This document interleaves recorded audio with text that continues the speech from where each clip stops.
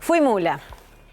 Eran los 80, mis padres inauguraban otro divorcio, el país otra democracia y yo era muy chica. No entendía el concepto de casamiento ni de dictadura. No entendía las letras de Silvio Rodríguez, ni las de Pablo Milanés, ni las de Jaime Ross, aunque me gustaban todas las canciones. Sobre todo Cometa de la Farola, porque decía Niña del Parque Rodó, y eso sí lo entendía. Había una nena que remontaba una cometa en el Parque Rodó, y esa niña era yo. Y a esa niña la tenemos ahora mujer. A nuestro lado, Ana Fornaro, que es escritora, periodista, directora de la revista Lento, fundadora de la agencia Presentes en Buenos Aires, ya hace tiempo que está radicada en Buenos Aires. Tiene un libro anterior que es de poesía, que se llama De a ratos, y se acaba de editar en Estuario este libro de ella, Instrucciones para las ruinas, que tiene una colección de crónicas de Ana Fornaro, a quien recibimos con un fuerte aplauso. Muchas gracias por esta invitación. Estoy muy contenta de estar acá con ustedes. Por favor, Una alegría. nosotros de que estés acá. Felicitaciones, belleza Gracias. del libro.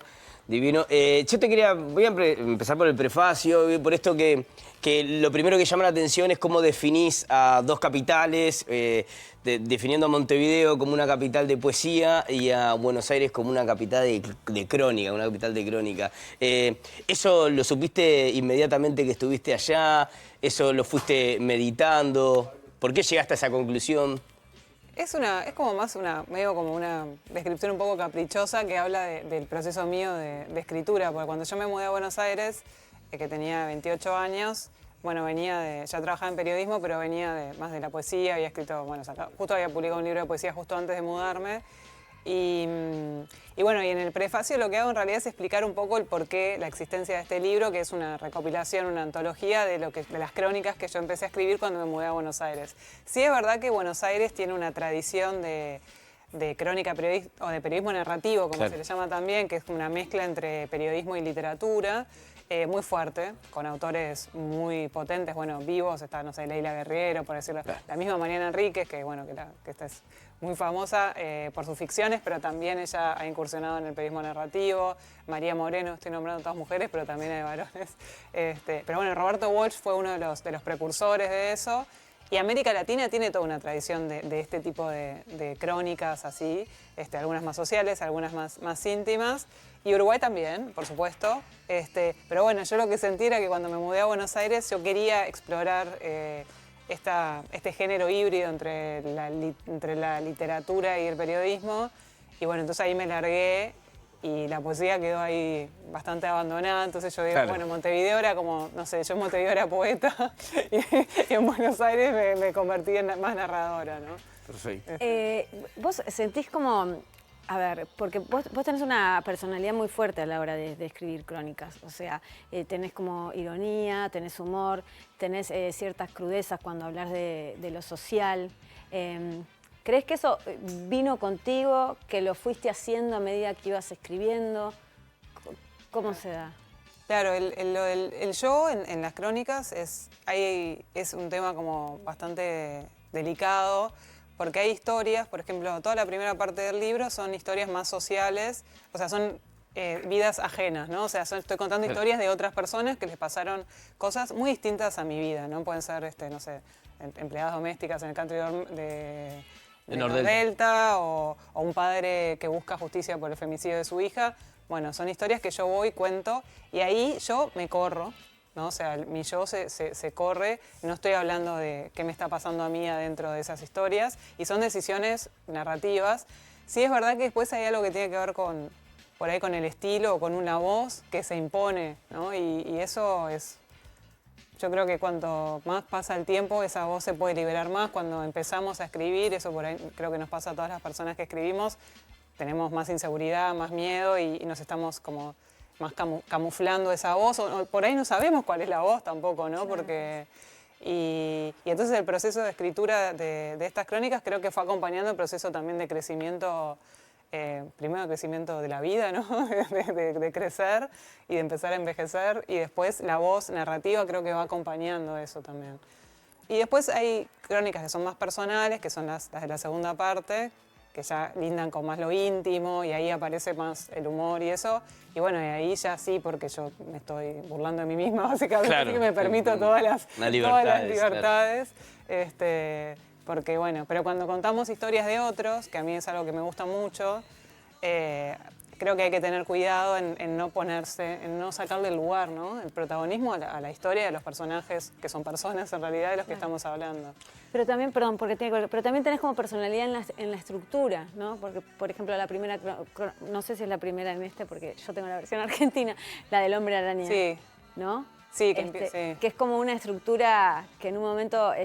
Porque le hablas a la persona que claro, estás... porque uso la haciendo segunda persona Claro. y después la tercera persona y voy cambiando. Claro. Sí, eso fue una decisión así como jugada, pero es tan rara esa historia y es como un personaje tan especial, ¿no? El Spider-Man uruguayo. Del Parque Rodó, el Spider-Man del Parque Rodó, ¿no? Que también yo lo sentía a su vez como tan cercano que, bueno, la narradora que armé para esa crónica, le está hablando a él todo el tiempo también, ¿no? Porque es como una necesidad de cercanía con alguien que justamente tiene una máscara, que pone un filtro entre la afuera y una, ¿no? O sea, esto igual lo estoy pensando mientras que te lo digo, no es que es algo que dije, uy, voy a usar. Me salió a usarlo así, probé y funcionó para mí. Y bueno, y la escritura es mucho también prueba, o sea, yo voy probando, ¿no? O sea, vas probando qué funciona, qué no funciona, el uso de la primera persona, el de la segunda. A veces en un texto aparecía más el yo y después lo leo y digo, no, ¿esto qué hace acá? Tipo, salí y se reescribe y así. Voy a aprovechar de hacerte dos preguntas en una. Primero, ya que tocamos la primera crónica que aparece en el libro sobre el Spider-Man del Parque Rodó, vos después tenés contactos una vez que después que se escribe, o sea, obviamente no se pide permiso, más allá de está el contrato de lo voy a hacer, está ok. Pero después tenés una devolución, te dicen algo sobre cómo, en este caso puntual, por ejemplo. Mirá, esto es como una historia que terminó bien, porque esta nota es re vieja, de hecho fue la tapa de la primera revista Lento, que salió el primer número en el año 2013. Claro. O sea, ya tiene, no sé, 13 años. Y bueno, finalmente cuando terminamos de hacer la nota, él se llama Bismarck Pino, es su identidad no tan secreta ahora. Bueno, salió la revista y la nota tuvo un montón de repercusión, porque eres un personaje conocido por lo menos por la gente de Montevideo, no sé, vas caminando por la calle, te lo cruzás y no sabías quién era. Hicimos ese pacto además, que nadie sabía quién era. Y no, como que no se sabía, bueno, y de repente acá se revela su identidad y su historia, ¿no?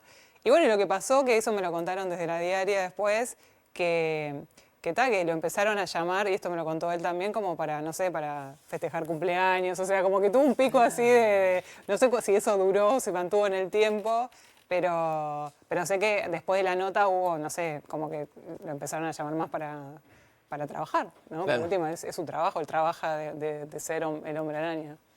Y después, perdón, y la segunda, que tiene que ver con las historias, es ¿qué tiene que tener una historia? Eventualmente, si vos lo detectás enseguida, si lo detectás en el transcurso, de repente en la de Sahara Occidental, que en un momento contás cómo se da que vas a cubrir con tu compañero que partió en el 2021, ¿no? Bueno, pero que como que te contó medio rápido y vos dijiste, duraste nada, dijiste, dale, vamos a cubrir sin saber nada. Tuviste que googlear un poco, como nos pasa a todos en esas partes del mundo, ¿viste?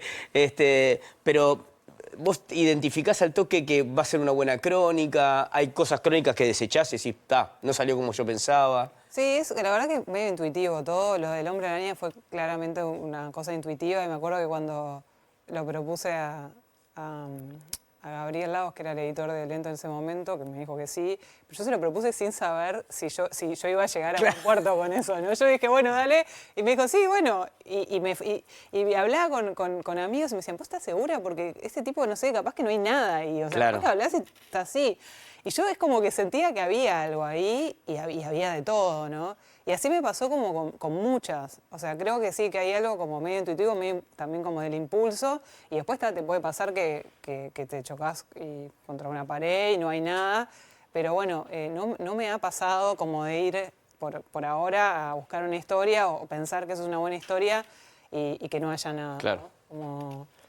Y Ya estás también ejercitado ese músculo de claro, alguna también manera. es como que hay una intuición, pero yo creo que no sé, como que no sé, es algo como medio así de decir que hay, ¿no? Y me pasó con muchas de las crónicas que están ahí, la de las empleadas de Nordelta, las trabajadoras domésticas también, era como...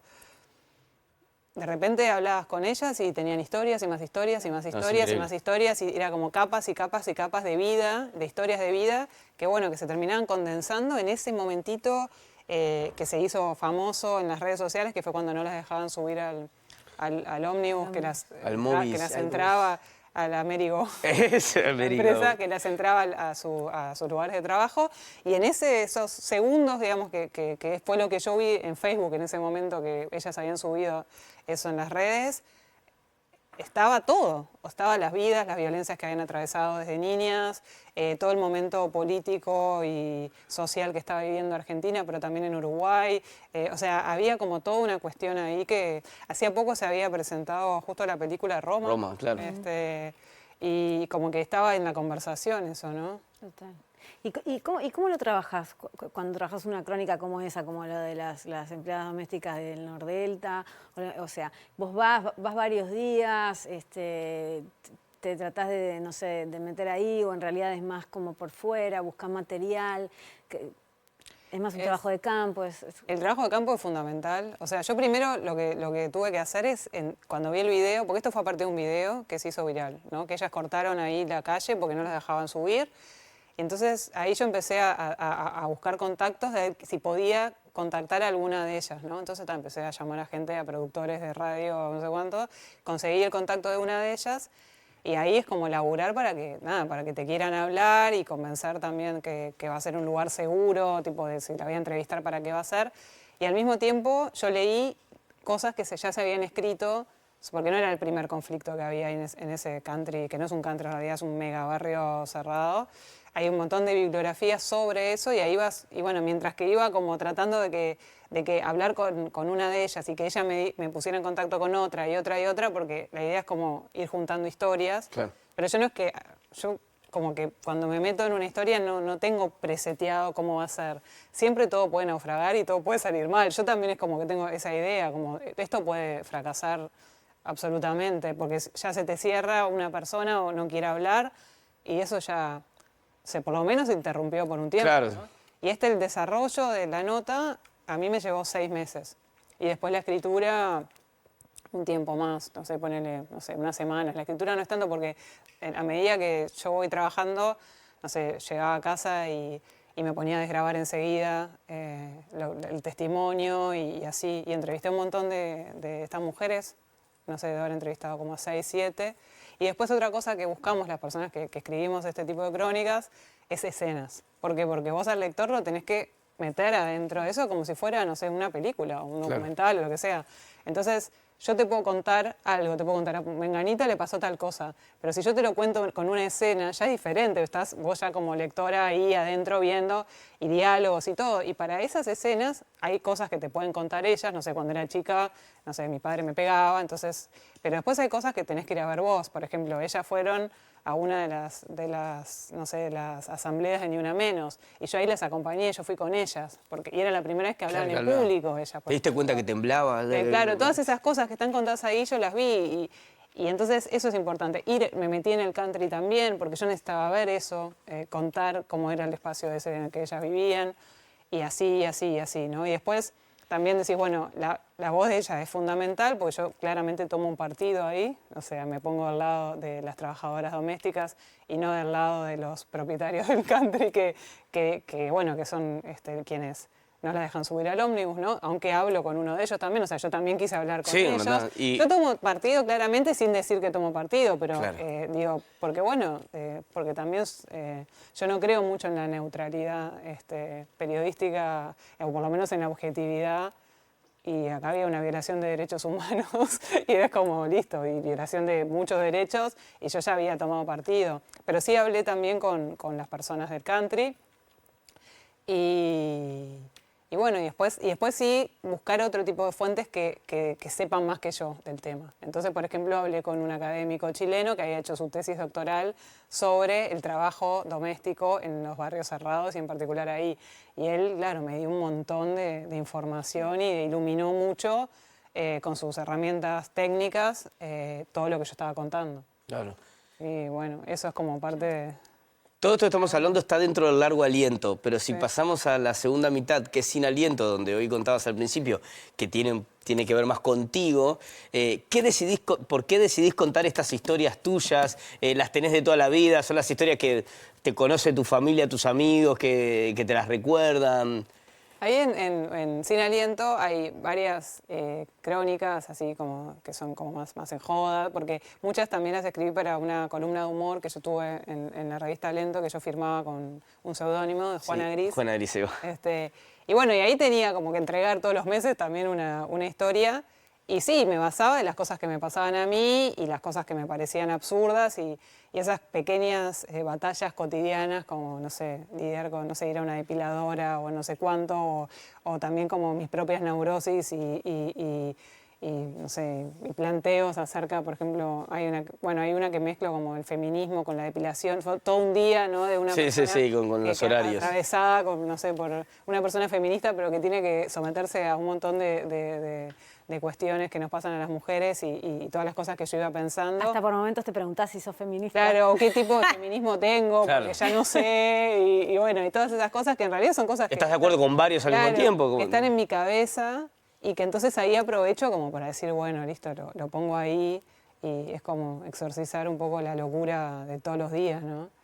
¿Tiene algo que ver con la poesía? Digo, en el caso de muchas veces con la poesía también es de alguna manera exorcizar cosas, alguno a veces puede verlo desde una abstracción, pero casi siempre quien la está ejecutando está dejando algo de sí. Sí, sí, obvio, porque, o sea, todo es como, son cuestiones expresivas, de necesidad de sacar cosas. La poesía tiene sus técnicas, sus herramientas, su música, y esto es algo más juguetón también. Yo igual la poesía que yo hacía también tenía como bastante humor, creo. Pero esto es claramente como, y aparte me burlo mucho de mí, claro, básicamente. O sea, es como el lugar donde también como de relajar un poco, cosas que por ahí me hacen sufrir también, ¿no? Porque hay cosas ahí que yo que estoy hablando en broma, pero que son evidentemente son esas cosas que durante el día a día puede ser un drama. Claro. Al menos yo las veía como un drama y después en la escritura dejan de ser un drama y se transforman en otra cosa. Y es un poco eso, como alquimizar un poco el drama, ¿no? Total. Bueno, ¿cuándo se va a presentar Instrucciones para las Ruinas? Se presenta el miércoles 17, miércoles que viene, a las 7:30 de la tarde en la Alianza Francesa y me van a acompañar Gabriel Lagos y Tamara Silva Bernachina. Y bueno, así va a ser como plurigeneracional la presentación. Así que bueno, todos invitados y muchas gracias. ¿Y se puede decir lo que acaba de terminar? ¿O no? Basta. Pero se viene más Ana Fornaro en próximos años. Más Ana Fornaro. Sí, hay para rato, van a poner para rato. Nino, bueno, una vez más, nos quedan un par de preguntas para hacer. Para la próxima me gustaría ver también, cómo es el mundo, si lo entendés un poco más o al revés, o cada vez lo entendés menos, porque la verdad que has atravesado el mundo y escribiendo crónicas de todo el mundo y no sé, la dejo picando, ¿está? Para no sé, para otro reencuentro, para lo futuro, para las cosas que están por venir.